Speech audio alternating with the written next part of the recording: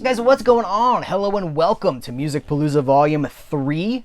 This is Cereal at Midnight. My name is Heath. If this is your first music-related video here at Cereal at Midnight, know that this is coming from the same place as all of our movie coverage comes from. I am as passionate about music, vintage music, and we're not talking about new stuff here. We're talking about classic artists, 50s, 60s, 70s, some deep cut stuff, funk, soul, rock, really great stuff that maybe not a lot of other people are talking about. And I'm trying to do these more because I want Cereal at Midnight to be represented by music as well. There's a lot of movie related stuff here, or some movie related stuff we're going to talk about. I've got vinyl, I got some box sets, and let's kick it off with a Blu-ray. It's a weird thing to talk about a Blu-ray in a music related video, but the Beatles Get Back has arrived on Blu-ray. This is the Peter Jackson documentary that premiered on Disney Plus. It's composed from the same footage that the actual Let It Be documentary from 50 some odd years ago was made from, but it does not include the Let It Be documentary. This is something else. This is something new. And, it was first supposed to ship in February of 2022, and there was an audio issue that held it up, and it's finally been corrected. Some of us were wondering if this was ever actually going to come out. It was just delay. It's here. I'm so excited. This is available like all the big box stores. It's region free, region A, B, and C. I got mine from Best Buy. Even the Disney Movie Club is selling it. The Disney Movie Club selling the Beatles. That is super cool. I don't love what Peter Jackson has done to the 16mm footage here. I thought that footage was beautiful. The Let It Be documentary itself looks beautiful to me. I love the way that footage looked. He's degrained everything. He's really just like stripped it of any film character. To me, they look kind of like video game characters. So yeah, I got to separate that from my love of the Beatles, and I'm a huge Beatles fan. They literally changed my life. They shaped my taste for the rest of my life. But I gotta say, I don't love this packaging either. So this is good. I like this. I like the pack. Even this, like, you unfold this and it's whoop, almost dropped it. There's the studio, an above view of the studio. The problem for me really is I don't love these pockets that hold the discs, because it's just, anytime you have to touch a disc to get it out, you're asking for fingerprints, you're asking for scratches, and that means you're asking for trouble. Luckily, these seem pretty loose enough that I can just kind of pull the flap apart and they just kind of fall out into my hand, but I'm a little concerned about it. And also, one of these trays is one of these pages, I guess, these digipages, it's unglued, and so the disc just wants to slide right on out the bottom. Maybe that's an improvement, since it just wants to come on out. I don't know. They also have included, I guess this is an enticement for people to actually buy it, because you could just watch it on, you can't watch it for free, you're paying for Disney Plus, but it's on Disney Plus. We got a flyer for the book, and then very high quality photographs of John, Paul, Ringo, and George. So I'm happy with it. I would have loved to have seen this without all the processing of the video image. That seems to be the common consensus. I've seen a few people say they don't really mind it, and I'm glad they don't. I do. I really do. But what are you going to do? So I'm not going to not buy the Beatles. I'm not going to not support the Beatles. So here I am. Honestly, I'm happy just to have it. And it's like the rooftop concert. Like, I've got the rooftop concert on Blu-ray now. Yeah, I'm happy. Spinning off from the Beatles, let's talk about the Swingin' Blue Jeans. This is basically a Merseyside band from the early to... This is Feelin' Better Anthology, 1963 to 1969. This comes from Strawberry, which is a sub-label of Cherry Red Records out of the UK. Cherry Red is becoming one of my absolute favorite reissue labels. They are doing so much legitimate archaeology and preservation for some of this stuff. So grateful. So the Swingin' Blue Jeans were a band they formed around, it's Mersey beat, just like the Beatles, Liverpool, that area, Mersey beats, very distinct sound, sort of mid-tempo driving songs. They were a couple of years after the Beatles. Again, Liverpool had a residency at the Cavern Club, which, if you know the Beatles were synonymous with the Cavern Club.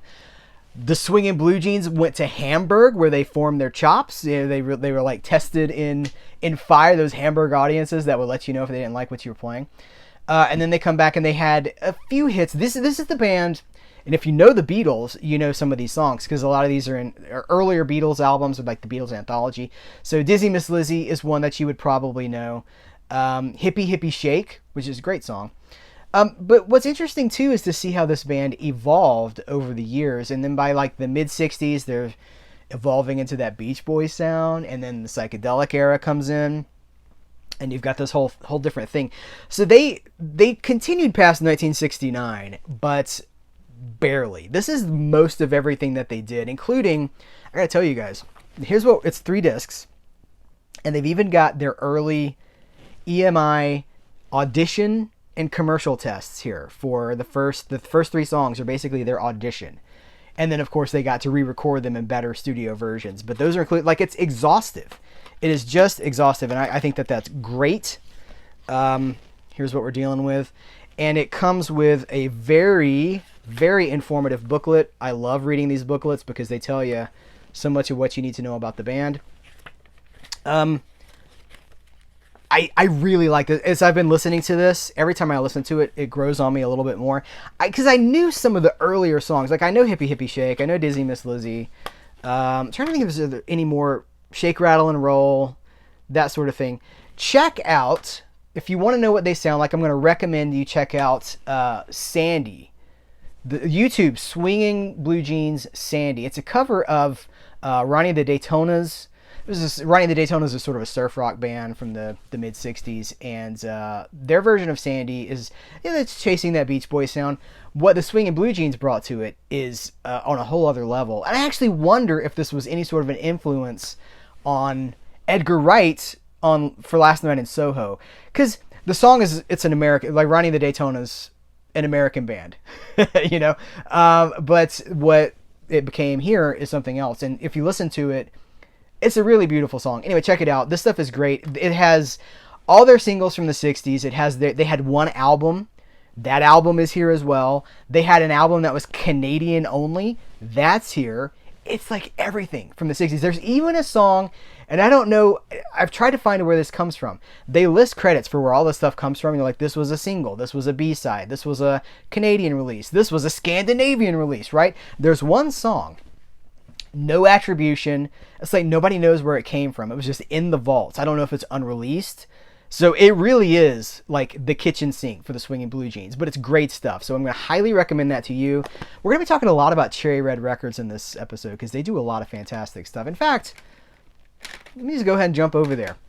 They have also just put out another Wayland Jennings multi-album compilation. This is the 4th one. Previous installments included here. These are this is the first 3. Anyway, the first 3 installments had 4 albums. It's basically Wayland's 60s and early 70s catalog. He would become much more famous after the outlaw movement.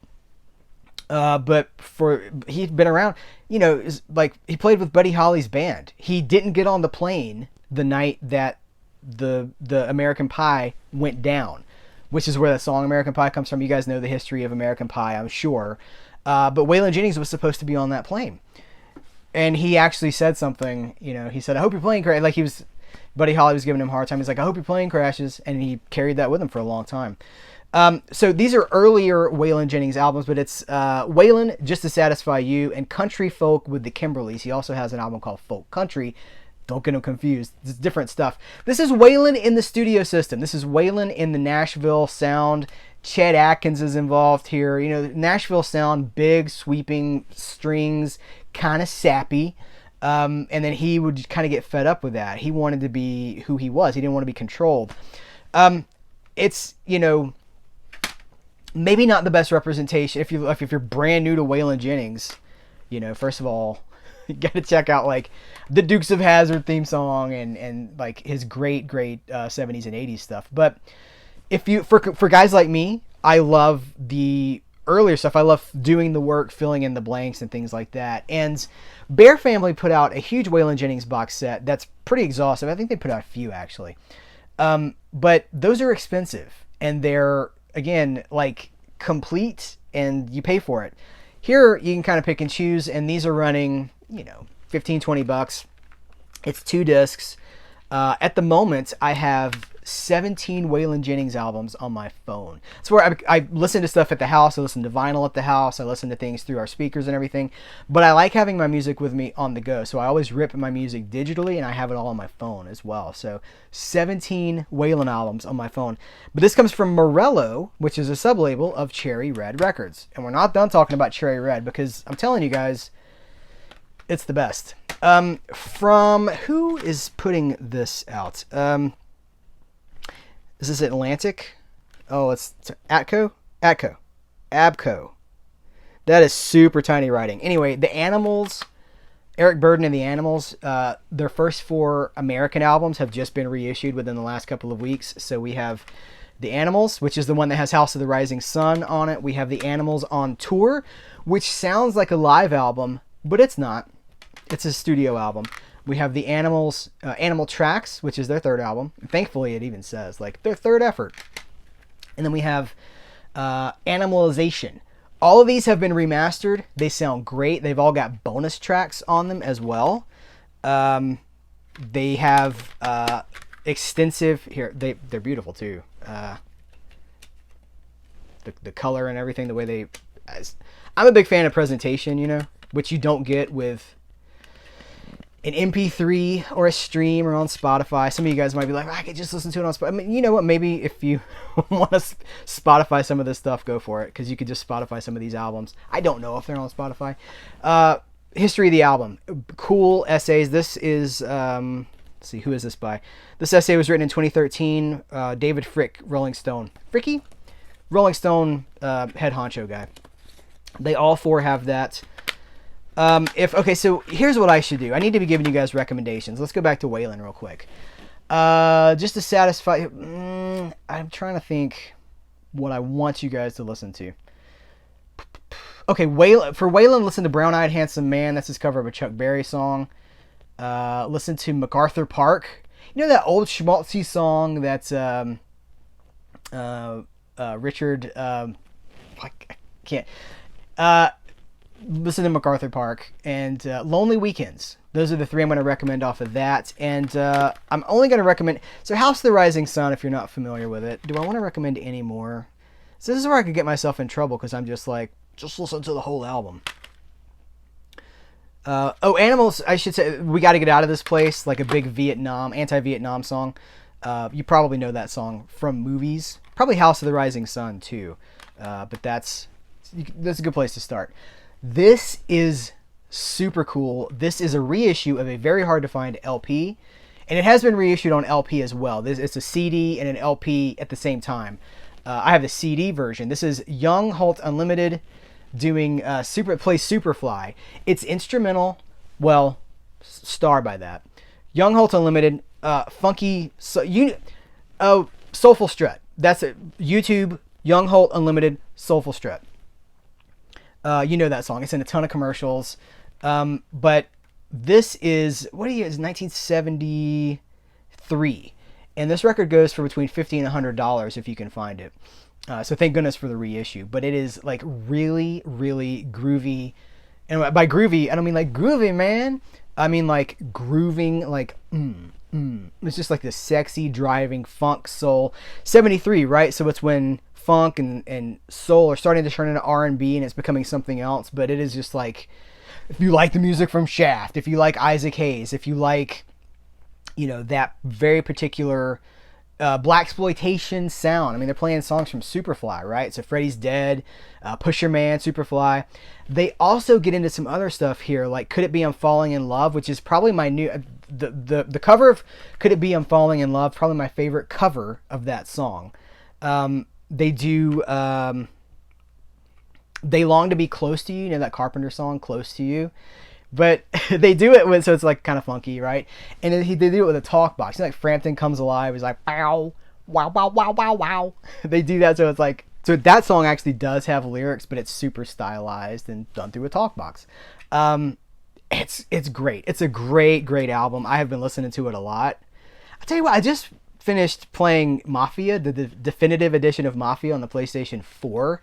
It's the Prohibition game, but the first Mafia, about, it's the 30s and so I'm just driving around 1930s, it's kind of like a fictionalized Chicago, listening to this while I'm driving around, just cruising in free ride mode. It's a little peek behind the scenes, just like, yeah, it's awesome. So this is, highly recommended, you guys, highly recommended. Also, brand new is a new CD that collects some soundtrack stuff. So Vincent Price, who loves Vincent Price? I do. It's Cry of the Banshee. I'm just going to read all this. Original motion picture score for Cry of the Banshee, and from the original television, television score, the Edgar Allan Poe suites. So that's The Pit and the Pendulum, The Sphinx, The Cask of Amontillado, The Telltale Heart. Cry of the Banshee is conducted by Les Baxter. The Edgar Allan Poe suite is Les Baxter. And then the last half of this, tracks 6 through 14, is the soundtrack to the movie Horror Express by John Cassavetes, I think is how we pronounce his name. Great score. It's an Italian sort of thing. Horror Express. Telly Savalas is in that movie. Christopher Lee, Peter Cushing. Love that movie. I've reviewed the Blu-ray for that. Is that Blue Underground that put that out? I'm trying to remember who put that out now. Or was it Arrow? Arrow is the one that put out the Super Duper with the, I think Kim Newman has thoughts on that. Anyway, great music. The music from that period, late 60s into the mid 70s, you get that Italian style, and it's very distinct, right? It's the same kind of thing from the spaghetti westerns, and even a little bit of the giallo and the crime movies. The Poliziotteschi. I can never pronounce. Someone corrects me every time I say it. You know what I'm talking about. There's that music. We love that music, right? So this is the entire Horror Express soundtrack. Love it. Great stuff. It's all on one CD. Beautiful art if you're into those movies. If you're a big horror fan and you love that stuff. Essays. We got something from Les Baxter talking about the contributions to the score. We have here's a biography of Les Baxter. By the way, images from the movie. Great stuff. You know what I should do is I'll try to remember to put purchase links to this stuff in the description of this video, so if you want it, you can just scroll down and there it shall be. This comes from Citadel Records, and this is it just came out. I don't know if it's a reissue of something that's already been out, but it's here. It's ready. I'm going to talk about this record really quick because this record is amazing and I'm super excited about it. This is from Bear Family Records. It's a 10-inch. Jerry Reed, the Rockin' U.S. Mail. Now, you know, he had that song, The U.S. Mail. Sort of trademark song for him. But Jerry Reed, we're talking about Snowman from Smokey and the Bandit. We're talking about, he's the legend, right? We love Jerry Reed. I knew about Jerry Reed's 60s and 70s music and his 80s music too, because I have an extensive Jerry Reed record collection. Going back to, Amos Moses and When You're Hot, all that stuff. I love that stuff. What I did not know until this was issued by Bear Family is that he had a lot of 50s work. Rockabilly, country, like it's rock, they call it the Rockin' U.S. Mail because there's a sort of a focus on his rock work. And by rock, we're not talking about, like 70s. We're talking about 50s. We're talking about like Johnny. Some of this stuff sounds like Johnny Cash. Some of it sounds like Elvis. It is excellent. It is awesome. So it's a 10-inch. If you're new to records, a 10-inch. They enjoyed a hot moment there in the 50s. In fact, Bear Family is releasing a lot of 10 inches for some of these guys. Which I guess we'll talk more about that in a second. But they just put out a Gene Vincent 10-inch. They put out a Roy Orbison 10-inch. And they're, sort of historically period accurate. They're a little bit smaller, but, it's like, I think it's 15 minutes per side, 12 to 15 minutes per side. But this is what's great about this release, is it also includes, we got a lot of pack-in stuff here. It includes the album on CD, but check it out. Here's the track listing for the record. It's 12 songs, 6 songs per side, because again, 12 to 15 minutes per side. The CD version is 25 songs. It's got stuff that he played on as a session musician that he doesn't even sing on, but I think there's a couple of those, not many. Most of these are him singing, and they were like, some of the stuff's unreleased. It's just been sitting in the vaults. It collects material from, oh geez, I'm gonna get myself in trouble. In fact, let's dig into the booklet, that, if you even call this a booklet. So first of all, we get a sweet picture of Jerry Reed smoking in the bathroom, is what it looks like, smoking in the boys' room. And then this is a 16-page booklet about the tracks themselves, and I love it. I read it. I found out so much stuff that I didn't know. Do you know that song? Maybe you know, like, if you're from Dixie, it's like, if you're from Dixie, hooray for Dixie, because this old boy, he's from Dixie too. That's a vaudeville song from like 1916. I had no idea. I knew Jerry Reed's version, but thanks to these extensive Bear Family notes, I was like, oh. So this collects stuff from, hold on, Stars, Capitol, Columbia, and NRC. All those labels here under one roof. Here's some of the other 10 inches. This is the 10-inch guide right here. And over here as well. I love this record. I've been listening to it a lot. This is brand new. Any fans of Jerry Reed out there? I hope it's not just me. I know he kind of flies under the radar because he never had, outside of Smokey and the Bandit, right? He was happy to be an actor too. Where do I want to go here? I got 3 box sets I want to talk about. I'm going to end with the most controversial. So we're not there. I'm going to save that. From Cherry Red Records. I wanted to verify. The Beau Brummels. Turn Around. The complete, what do they call it? The complete recordings. 1964 to 1970. This is like everything from the 60s from the Beau Brummels. Beau Brummels, if you... Okay, oh, I'm not telling you. I'm not recommending songs. Jerry Reed, go listen to Have Blues Will Travel. Listen to that one by Jerry Reed.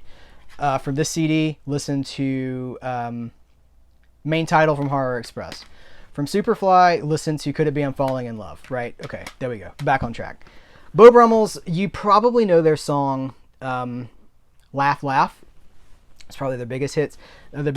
They were in the movie Village of the Giants that just came out on Blu-ray from Kino Lorber. They have a performance in that movie. They're a band that I distant background, right? Never at the forefront of my thought. Never actively collecting the Beau Brummels. Then Cherry Red puts this out, and I'm like, that's a lot of Beau Brummels. By the way, this is excellently done. Slipcase, very, very sturdy. Lots of albums. Booklet. They weren't British. They looked British, but they're not. Here's an interesting thing. They sprung onto the scene in 64, right? So Beatles are huge. BEAU. So they've titled themselves so that they appear in the shelves and the racks alphabetically right after the Beatles. Fascinating stuff. I have had the best time discovering these songs, hearing these influences, because they do sound a lot like the Beatles. They've really got that sound down. But then you can also hear like Lee Hazelwood and some country and some of the stuff that was happening outside of the established pop stuff. These box sets from Cherry Red are blowing me away. I highly recommend this one if you're into it. Also, I highly recommend their Iron Butterfly anthology. This is 1967 and 1971. This is essentially all the Iron Butterfly you probably want. In-A-Gadda-Da-Vida. I would love to see them. I wish somebody could get a good Vanilla Fudge anthology mounted, because I would really like to have that as well. But just look at how well this is done. This is just incredibly... It feels, it satisfies that collector part of me, and I try not to be a slave to that part of me, because it'll get you in a lot of trouble. But it does, it soothes the part of me that wants to have like this nice tangible thing. So here's all the albums, and again, we have a booklet here with all the poster art and stuff. They get into like, oh, that was I saved the hype stickers off of these, and I keep them in the booklets. So like this, I'll hold this up. Hopefully you guys can see that. But I always tear off the hype sticker and save it. So this is also from Cherry Red Records. It's really nice, right? I'm loving what Cherry Red is doing. And as you can see, This is like, a lot of this stuff is American music that has not been preserved in America and is only being released Terry had issues here as well, but they're a British company doing things with great American music and British music. This is the most controversial thing. The Paul Butterfield Anthology, complete albums 1965 to 1980. This is my most recent purchase, and it's a 14-disc set that has been very, very hard to find. It was always on my list, and it went out of print. And it was like $50. It was like $55 when it was in print. And it went out of print, and immediately it was like $250. It was like $150, $250. And I was like, shoot. So I signed up on deepdiscount.com's. They have an email line where if something's out of stock, you can sign up to be notified when it comes back in stock. So I did that. Kind of forgot about it. Lo and behold, I get an email. It's back in stock. So I was like, whoa. And it's like $75. So it had gone up. And I was like, oh man. But I did it. I went ahead and I bought it. And immediately, I don't know if this was like returns or something. I noticed Amazon got a few left. Or they had a few. It wasn't even Amazon proper. It was third-party sellers. Like 2 popped up on Amazon in the third-party section. And I think maybe one was import CDs. And then it popped up at deep discount. So I bought it, and then within like a day or two, Amazon sold out again, deep discount sold out again.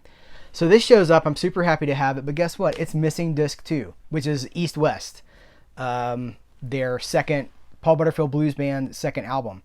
And I've talked to Deep Discount. They're like, well, you can send it back and we can give you a refund, but there's no replacement because it's not in stock. And I've reached out to, this is on Elektra, a subsidiary of Warner Music. I sent Warner Music a message, no reply. I could just get East West on CD, or I could even buy the MP3, right? Whatever, for under $10. But it's not going to fit in this box. It's not the same thing as that collector. It's that OCD thing, right? I think we have to be honest that a lot of collector stuff is driven by this OCD. This need to have it laid out, organized, complete, right? We want it like here. And just knowing that it's not complete and that there's really no way to fix that right now.